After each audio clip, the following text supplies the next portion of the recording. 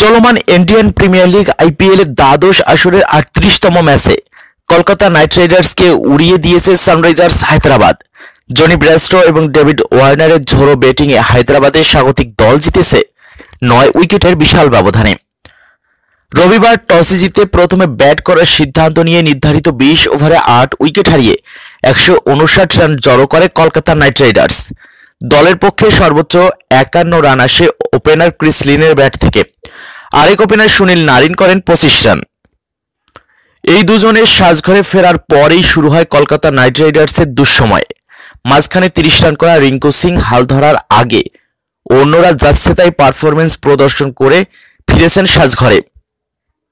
হায়দ্রাবাদের পক্ষে এদিন বল হাতে উজ্জ্বল ছিলেন খলিল আহমেদ। তিনি একাই শিকার করেন ৩টি উইকেট। এছাড়া ভুবনেশ্বর কুমার ২টি এবং সন্দীপ শর্মা ও রশিদ খান ১টি করে উইকেট লাভ করেন। এদিকে সহজ জয়ের লক্ষ্যে খেলতে নামা হায়দ্রাবাদকে উড়ন্ত সূচনা এনে দেন ডেভিড ওয়ার্নার আর জনি ব্রেস্টো। দুজনের মারকুটে ব্যাটিংয়ে উদ্বোধনী জুটিতে দল পায় ১৩১ রানের দেখা।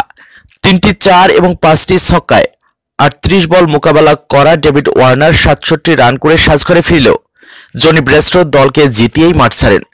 ৭টি ৪ এবং ৪টি ছক্কায় ৪৩ বলে ৮০ রান করে অপরাজিত থাকেন তিনি। হায়দ্রাবাদ জয় নিশ্চিত করে ৫ ওভার এবং ৯ উইকেট হাতে রেখেই।